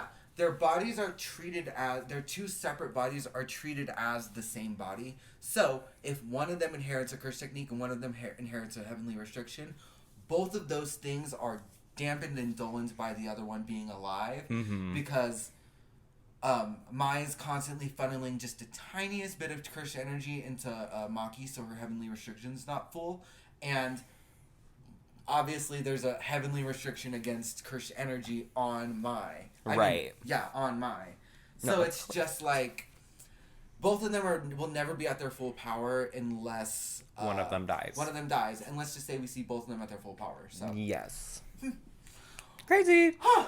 But anyways, they have that little squalor and they have a or whatever. Squabble, but we'll get into it when they get into their fight. Right. And then this is also around the time where we meet the principal of Kyoto High, and we also meet our worst hated character ever, Miwa, who is a blue-haired bitch who doesn't do anything. Doesn't ever do anything. She is useless and disgusting, and I don't like her, and nobody should like her. We did see her technically in the first movie. She has to get saved in it. Because she has to get saved in that useless. movie. Yeah, no. Literally useless. Literally she acknowledges useless. it, and I'm glad. That's the only good thing about her character is she calls herself Useless Miwa. So at least she knows. Yes, she knows. At least she knows. But back to the main plot. Goodwill event exchange is starting. Yes. After all the Mahito stuff and after these weird little character interactions with Toto and Mai, it is finally time for the Goodwill event. And obviously, Gojo does a Shangela box reveal with fucking Yuji and brings him out and is like, by the way, your friend who you guys have thought has been dead for literally months is perfectly fine and healthy. And he's going to compete in the event. And... obviously, Nobara and Megami are pissed. They're gagged. They're gagged and mad. They're gagged and they're mad because what the fuck? Why would you not at least tell us? Obviously, it's to protect Yuji. Yeah, but sorry. We know that, but they don't know that. They just feel like this is a personal attack on them. They're trying to get in our heads. Now, the one who's really shook is the principal. The principal's mad as fuck because the principal thought, oh, I killed this poor 15-year-old already. Yeah. And he's back from the dead. God damn it. Now I'm going to have these 16, 17-year-olds kill this 15-year-old instead. Yep. And he orders the Kyoto students, by the way, don't give a fuck about the game. Just kill Yuji. Yeah.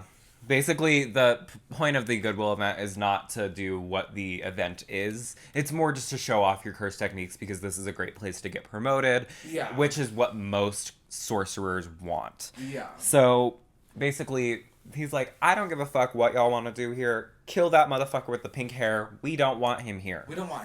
And so, the Kyoto Exchange event has two phases. A group battle and then individual battles. The group battles are Kyoto School, all of them, versus, what is it called? Versus Tokyo. Jujutsu High. And the whole tournament is, there's a bunch of cursed spirits released in this forest. There's one mini-boss cursed spirit who's supposed to be a grade 2, but they upgrade it to semi-grade 1 to kill Yuji, even though a special grade couldn't kill Yuji, but one of them. But I don't see the logic in it. Yeah, and then with that, we also meet the rest of the Kyoto students as well that will be competing in the event. We get to meet Momo Mishimura. She's cool. She just flies around on the broom. Yeah, she has cursed tool manipulation. Which she can pretty much use her cursed energy to psychically manipulate this witch's broom. Yeah. And this broom can create gusts of wind infused with cursed energy and It's actually not. It's not as boring as it sounds. No, it's truly not as boring as it sounds. And then with that, we also meet Ultimate Mechamaru, who is controlled by just regular Mechamaru. Yeah. He is a puppet cursed user. He just basically manipulates these puppets, and it's the only reason he does that is because he has fucked up body. Also another heavenly restriction. Also another heavenly restriction. He has a heavenly restriction that makes him, basically, his skin is paper thin, he's always in pain, he's always sick, he doesn't have an arm, a leg, he has to sit in this bathtub all the time. But 50 vials, 50 things connected to him, yeah. But in exchange for that, 1, he can use his curse technique anywhere in Japan. 2, he has a bunch of cursed energy. Yes, he does. He's currently fighting through Ultimate Mechamaru, who's a student at Jujutsu High, playing him, basically. Yeah. And with that, we also meet Kamo, who is probably, I want to say, my favorite. Kyoto student? Not Kyoto student, but in that grade. In that grade? In that grade. So not including Toto? Not including Toto, because they're not, I don't think that they're in the same grade. I think they might be. They might be, but I honestly don't know. I don't have my diagrams pulled up. I think Toto's a third year. So. Yeah, I think Toto's just a third year, and he's the only grade 1. But Kamo, his curse technique is blood manipulation. Which... It's kind of the way that he actually gets to use it. Yeah. It's executed very well, because there's some people in different universes with, blood manipulation or blood technique or whatever. Mm-hmm. It's used so poorly. His is used just the right amount. Pretty well. Except for when he's shooting those arrows. Yeah, those arrows, that's a stretch. Why are you shooting arrows with blood on them to, manipulate where the arrows go? It's like, girl, just create arrows out of blood. Right. But that's everybody, right? That we get introduced to? Right? Yeah, that's everybody. Because we already got introduced to Toto, Miwa, and Mai. Mm-hmm. Yep. So, anyways, after that, the Goodwill event starts. Here we go. They get their orders to kill him, and then it starts. Yep, they get their orders, and then it starts. Basically, they think that back to the Tokyo side, they're like, well, what are we going to do now? We really weren't planning for Yuji to be here. So we're going to use you just kind of as the bait. Yeah, you're going to fight Toto because we were kind of going to sacrifice someone to Toto, and it's going to be you now. Yeah. It was going to be Panda or Megami, but now it's going to be you because we weren't counting on your abilities. Mm-hmm. Not to be a bitch. Right. And while all of this is happening within the exchange event, we are also being infiltrated by the villains, and basically they needed a good distraction, which was this event, to go in and steal some things. We'll get back into that at the end of the event. We'll get back into that when they actually do the stealing. Yeah, but basically they stick Hanami into the arena, and he is just kind of fucking things up. Whatever. That's all happening while the major fights are happening. Yeah. First fight we really get to see is going to be Yuji versus Toto. Yeah, Yuji versus Toto. This is going to be where Yuji and Toto have a bonding bro sesh moment, man. And honestly, I really like this fight. And this is one of the best fights in the arc. I really love the use of first person perspective in Toto's behalf when we're fighting Yuji and stuff, and it's just really cool. Plus, this is when we get to see Yuji actually learn how to manipulate his cursed energy properly. Right. Because before that, his cursed energy was lagging behind his superhuman abilities, obviously. His cursed energy just couldn't be generated fast enough for that. But, yeah. That's correct, mama. In this fight, he actually learns how to, manifest his cursed energy at the same time as, fighting and, doing all this cool shit. Yeah. And with that, we get to kind of see Yuji build his curse technique a little bit and, fine-tune it. Yeah, his curse, his curse energy manipulation. Mm-hmm. And Toto was the perfect person to do this with because he is being trained by a special grade a special sorcerer. Grade sorcerer. Yeah. Which is Yuki Sakumo, who is the only girl sorcerer in special grade, and I think she's the first special grade. Yeah, she is the first special grade, I want to say grade. So. She is everything. She's Kuntress, she's Kuntarella, we love her, and basically she's the reason why Toto is the way he is. Yes, but she is not featured heavily at all. No, not yet. Not yet. Not yet. Not yet. Anyways, yep, so then we have that fight going on. Basically, there isn't really a winner to that fight. Nobody really dog walks anyone. Yeah, it's pretty evenly matched because they just kind of find out more like they're brothers instead of enemies. So and they're doing it, and they're both trying to make each other stronger. Mm-hmm. They're both in the vested interest of Toto's the only one that doesn't want to actually kill Yuji. Right. Like, he's just trying to fuck him up. Just to, like, you know, to get him up stronger. Right. But, while this is happening, also we're getting Momo versus Nobara. Yes. And this is a good fight. It kind of talks about, like, the amount of sexism that exists in the, like, Jujutsu world, which is super interesting. I mean, we already knew that. Right. Sexism exists in the regular world. Of course, it bleeds into Jujutsu Society. Like, there's no way it couldn't. Right. But, like, this is kind of it's not a lackluster fight. It's just, like, not the best fight in this. In these fights. The best fight that is going on. Ooh! Panda versus Mechamaru. Yes. This fight is so flashy, but also has so much strategic, intelligent, like, fighting between, on both ends, from Panda, who's, like, typically a joke character, to Mechamaru, who obviously is just a puppet. Yeah, it's just a puppet. Just a puppet. And this is where we get, like, you know, Mechamaru's backstory, that he has this, like, super bad heavenly restriction, this, that, or the other, but, like, I just think this is the flashiest fight, so it's the funnest. Yes, it is. Like, it really is super cool. And it's just, Mechamaru's, like, bodysuit is so over the top, it's funny. And it's great. Yeah. But with that, we get to see Panda's actual curse technique. He has 2 other versions of himself, which are siblings. Yeah. We don't get to see the middle sibling, the sister, because of whatever reason. Because we only needed the gorilla. Yeah, so and then we needed the gorilla technique, which is his big brother. And basically, he dog walks him. After he turns into his, like, big brother, he fucks up Mechamaru. Yeah. And Mechamaru, this also causes Mechamaru to use his most powerful ability. Yeah, Miracle Cannon. With an ultimate, which is, the Miracle Cannon. And basically, as that happens, he rips his arm off. Panda rips that motherfucker's arm off, and he's like, give me your phone. Give me your phone. Give me your phone. He rips that arm. He, like, rips that arm off and, like, redirects the blast and is like, give me your phone, bitch. But with that, the Miracle Cannon, everybody in the arena basically hears it or sees it, so they're like, oh shit. That means Mechamaru's probably done. Yeah, if he feels like he has to do that, then he's probably done. And he is.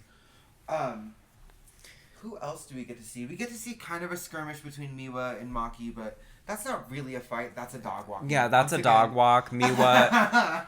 we get to see her technique, which is Simple Domain. Yeah, new shadow style. So and useless. She's basically just cast a 3-meter ring around her that if you get within it, she can definitely land a hit on you. Yeah. Basically, Maki's like, yeah, no, I'm not going to do that. She splits that weapon in half and fucks her up. Yeah. And also, like, literally jumps over the can't miss attack. So it's like, it's not guaranteed to hit the same way a Domains is. It just allows her to react before she normally could. Right. It's so useless. She gets dog walked, and then she immediately gets put to sleep by Inumaki. Yep, with her little rubber hammer. Ding! Ding! Then after that, we kind of get into the sister battle, which is going to be Maki versus Mai. And this is a good fight. This is a sad fight. It's a sad fight because basically this is another fight with pretty much no winner because they're both eliminated after this. Yeah, they're both eliminated and well, no, Maki's not eliminated. Maki's just sad. Yeah, she's mentally eliminated. Yeah, she's mentally out for the count, down for the count. Yeah. Yeah, so basically they have the whole fight. We learn their backstory. It's more that Maki wants to be the sorcerer because she wants to be powerful in the family and have recognition. Mai's okay with being a servant to the family. Yeah. And Maki's like, I'm not going to do that. And that causes Mai to think that she has to be this big, amazing, super strong sorcerer. Which, let's talk about Mai's technique, because it has a lot of potential. Her technique is construction. She's able to create physical objects. I just think she's creating the wrong objects. She can only create one bullet a day. Bullet a day. Like, and she fights with a revolver, and, like, she shoots Maki, and it gets an inch away from Maki's face, and Maki literally catches it. So it's clearly not, like... Mai just sucks shit through a straw. Yeah, Mai basically is trying to fight someone with a heavenly restriction, and that's just not going to work because she doesn't have that ability. Heavenly restriction. Exactly. That's the crazy part. So, yeah, no. Dumb on her end. She shouldn't have done that. But, yeah, she gets dog walked, and Maki's really just sad. Like, this episode was really... Like, Tristan... I remember we watched this episode with Tristan, and he goes, damn, that was just sad. Yeah, well, it was. It was a sad episode, honey. Episode. But then after that, basically, we are kind of... This is basically almost the end point of the exchange event. What happens after that? We're getting into the last fight with students, and this is going to be Kamo versus, what's his face? Megami. And this is a good fight. I liked it too, but it's just like blah. I think it's interrupted by a better fight. I think it's interrupted by a better, hotter fight. Yeah. Better fight. Kamo's this whole time. Kamo's supposed to be the next leader of the Kamo clan because he has blood manipulation. That's the inherited technique from the Kamo clan. The Kamo clan. So he's trying to like relate to Megami, but Megami is like, bitch, I'm Megami Fushiguro. Not like, Megami Zenin. Not Megami Zenin. Just because I have the 10 Shadows technique, which is the Zenin clan's inherited technique, does not mean my dad fucked out of the Zenin clan for a reason. Yeah, like, he did not want to be a part of it. The Zenin clan sucks. The Zenin clan sucks. And they're broken. Very broken. And like, we can't tell you who Megami's dad is yet. But nope. We do know. And like, it's this like forced camaraderie that is so weird. And Kamo's cunt. That's the thing. Kamo is cunt, and I love his technique. Yes, he's great. We get to see kind of the blood manipulation because we get to see, you know, like him wrap around the fucking bird Shikigami. Yes, Crimson Binding. Yes, we get to see Crimson Binding, which is beautifully done. Beautifully done. And on a production side, beautifully animated. Yes, and like also like we get to see Flowing Red Scale, which is when like he hardens his blood vessels or whatever. It's really cool. Blood manipulation's underrated for sure. Kinda. For sure. But basically this fight gets interrupted by Todo and Yuji. No. This fight gets interrupted by Hanami. Oh wait, that's right. Yeah, but Yuji and Todo get there. They get there. They do get there, but not but yet. Hanami basically kind of just says, "Hey, girl." Kind of out of nowhere. Like you don't see it coming really. No, like, you don't. There's like at the very beginning, Mahito's like, this is the perfect time for a distraction, but they don't say they're gonna attack this event. They just say we gotta go do something while they're busy. Yeah. Hanami shows up out of nowhere and just starts fucking shit up. The first person she encounters is Inumaki, and Inumaki just starts running. Yeah. Inumaki's like, I am not fighting this bitch. I literally cannot. Like, I will die.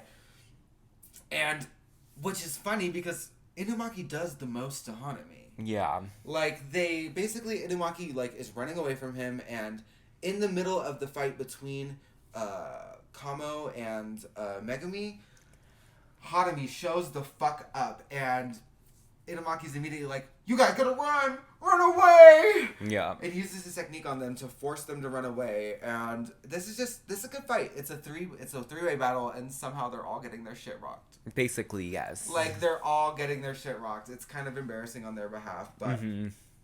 But with that being said, hey, life happens. They stall out enough. The only person that can really do any damage to them is 1, Inumaki, and 2, Kamo. Kamo has 1 ability that hurts them. Yep. So they're fucked, and they basically run away, and then they run until they find Maki. Mm-hmm. And Maki also can't do shit because she doesn't even have cursed energy. And her fucking tool is fucked. Yeah, her tool's fucked. She broke her tool in her fight against Miwa, so it's just like...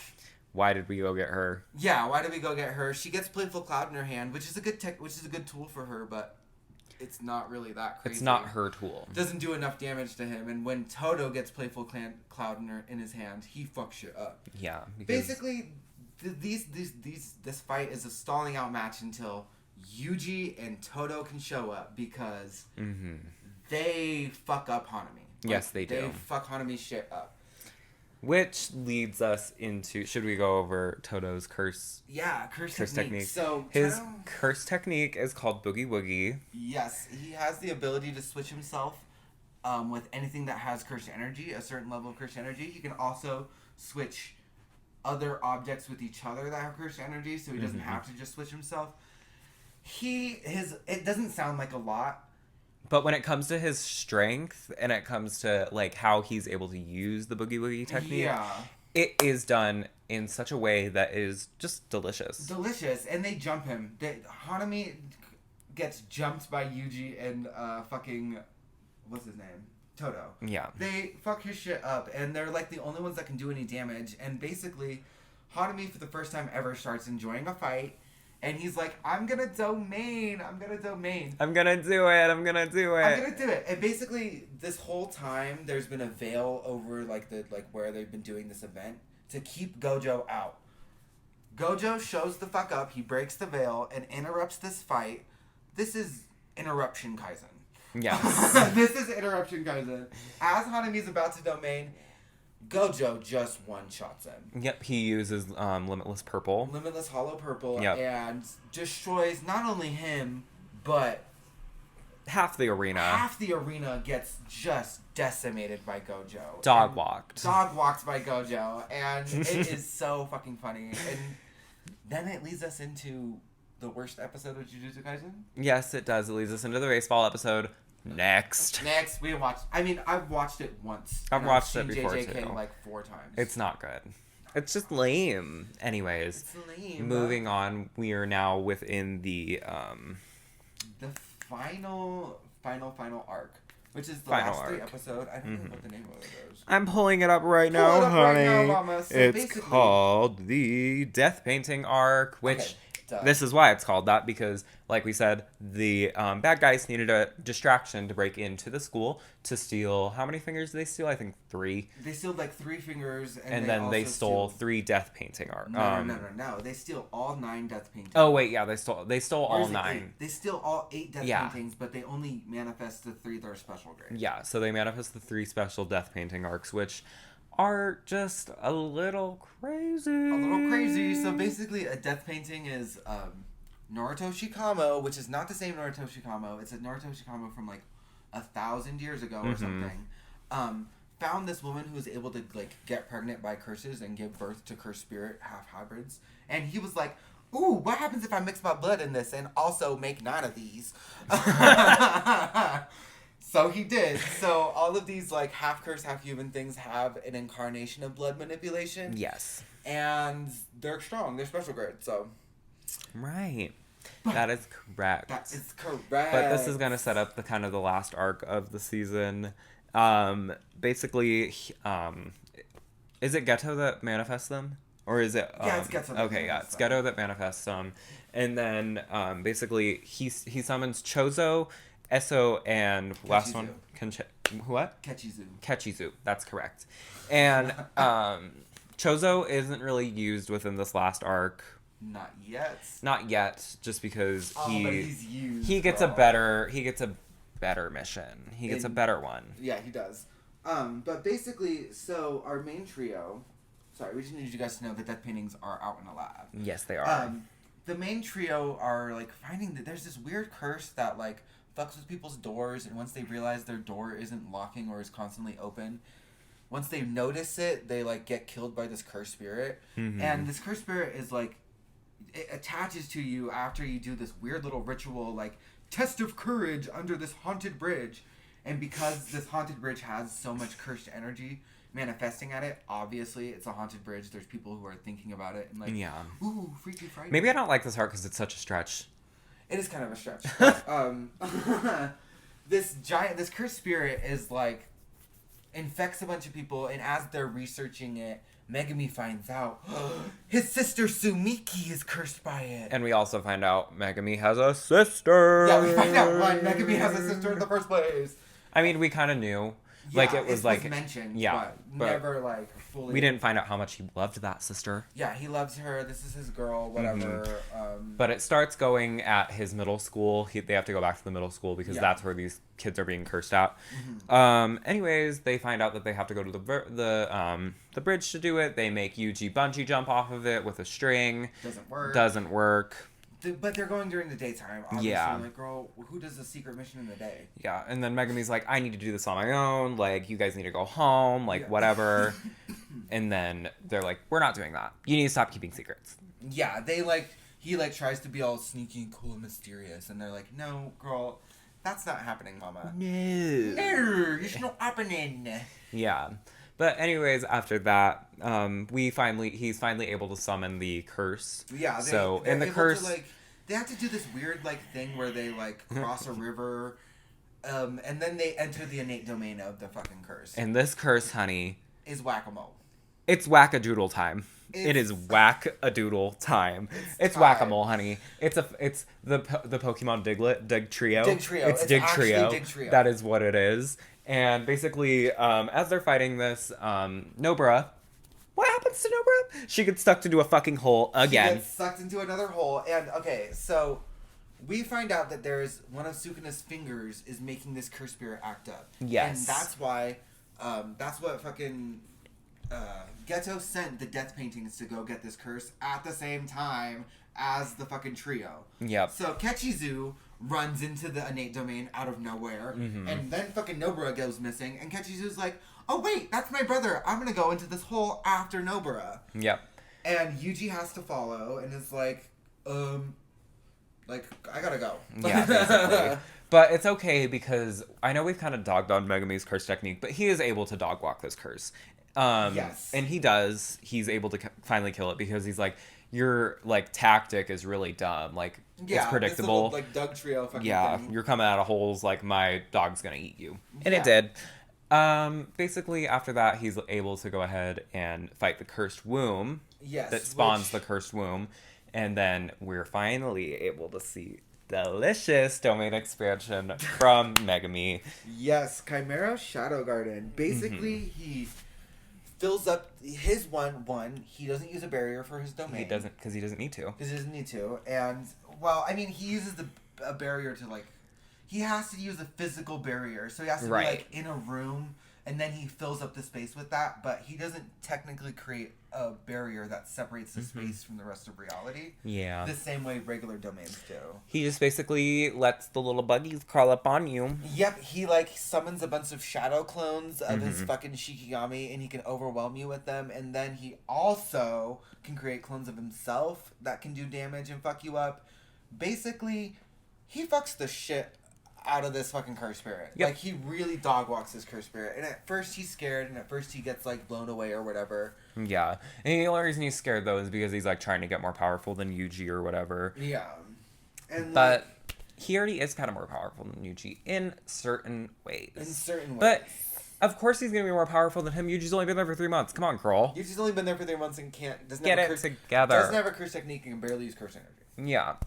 Anyways, he is able to get the finger, he beats the cursed womb, whatever. And then he goes ahead and it goes back to the fight with Nobara and Yuji fighting against the death painting arcs. Correct me if I'm wrong, Megumi doesn't really come back to that fight, does he? No, he does not come back to that fight because they have to go pick him up. He, like, passes out they have to go find after him. he uses his domain. That's correct. Yeah, so anyways, he has to go find him.